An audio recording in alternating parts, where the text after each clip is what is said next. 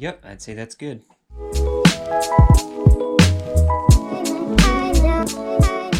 That's right, ladies and gentlemen, your eyes don't deceive you. This is the Benelli. The Benelli is back.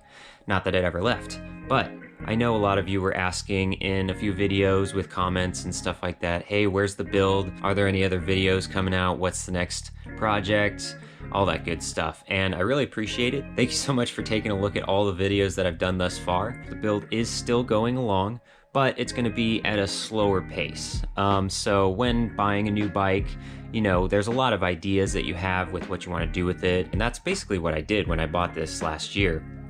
And there was a lot of things that I knew I wanted to take care of, and, you know, kind of relatively easy things that, you know, you can get taken care of right away. So I dove right into it with all the stuff that I've done thus far, you know, chain, bars, controls, all sorts of things that I can't even think of right now. But you know, once all that's kind of taken care of, then it starts to whittle down to either the bigger projects, the stuff that takes more time, or even just kind of maintenance related items where it's just going to be things to do after you put some miles on the bike or some time with the bike, that, you know, wear and tear kind of items. And so that's kind of where this is at. It's pretty much like I've gotten the majority of the stuff done that I've wanted to get done. And so now just kind of other, you know, small things that pop up or things that might spark my interest, you know, new things that I might not have thought of before. With that said, if there is anything that, you know, the Benelli community in particular wants to see with this bike, or just, you know, see with Benelli content in general, let me know. Whether that's a project or some kind of modification, or even if it's just like maintenance related, if you want to get an in-depth thing on, you know, how to do the valves or how to change the oil, or, you know, any other kind of things that people have questions on. So if there's any suggestions that you guys have or things that you want to see, comment down below, let me know. And if there's enough support, or if it's something that I think I can accomplish or have enough knowledge about, I'll do it. So with that being said, we are actually going to be doing something to the bike here, and it's kind of basically just tying up the suspension that I worked on previously. So as you may recall, last year I got this, the Racing Brothers shock in the back, and we adjusted this for the proper sag and the proper feel that I wanted to have on this compared to the stock. But since putting that on, I've noticed that it makes the front, the forks, feel just a little bit soft and a little bit squishy, and so there's not much that I want to do with this, because these are actually pretty thick forks for what the bike is, especially compared to the Grom.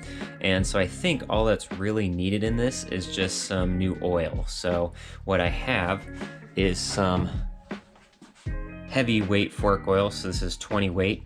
And what we're going to do is basically just take off the front wheel, the front fender, take off the forks, and just replace the oil. I think that should help out. Oddly enough, I was looking at the Benelli service manual, and it actually mentions in the manual that the oil for the forks are 20 weight. It doesn't say what brand or anything like that. I was trying to look it up, because while a lot of different manufacturers have different oils that are all, you know, quoted as 20 weight, it does measure differently. And so I'm not 100% sure what the actual viscosity of this 20 weight oil is, but I'm willing to bet it's kind of on the lower end of things. And so I'm going to replace it with something that I know kind of measures a little bit thicker for the 20 weight that it is. And so basically what we're going to do, in short, is take off the wheel, take off the fender, all of this stuff here, slide out each of these, open it up at the top here, let the old oil drain out, pump it all out, and then fill it back up and reverse the process. All right, we're ready to get started, ready to jack this up, but there's a few things I want to take care of first while this is on two wheels. Makes it much easier. First thing is to get this axle nut loose, so that way when it's up in the air and the wheel is free spinning, we can just easily thread this loose and pull out the wheel. Second, and more importantly, is this top nut on each of the forks. I want to get this loose while it's in the bike, clamped down, secure, and it makes it much easier than doing that outside the bike with this, either just holding it or putting it in a vise, which could damage this and scratch, the outside here. So much easier to do on the bike. But before I do that, I want to point out, be very careful when doing this because the fork is secured on the bike in two places. There's a bolt up here, and then there's two bolts down here. This one in particular is clamping right at the top here, right where this is threaded in. So there's threads behind this clamp. And right now it's torqued down, so there's a lot of pressure on this. So if I were to leave this alone and crack this loose, there's a lot of pressure there. It could damage the threads inside the fork. So before I crack this, I want to get this nice and loose, keep these torqued down so that this is still in place. It's not gonna move anywhere, but it eases that pressure. So then when I get this started to loosen this, then there's no pressure on the threads. There's not going to be any damage on the inside of this.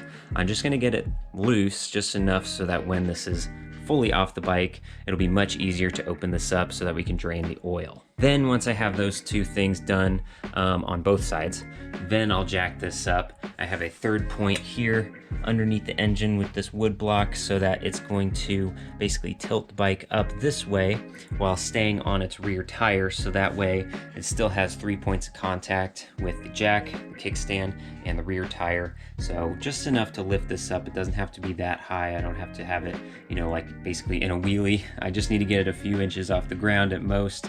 And so this can free spin, and then I can take all this stuff off and get these forks slid out. So let's do everything I just said.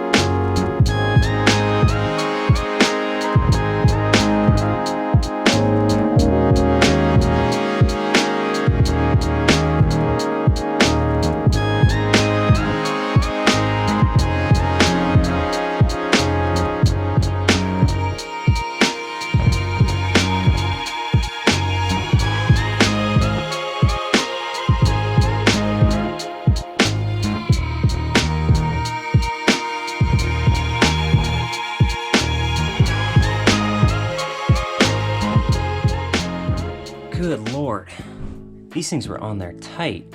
You probably see in the time lapse, but even taking out these bolts, they were still just clamped in there just from pressure or whatever. I don't know. These are pretty beefy triple clamps, so that might have something to do with it.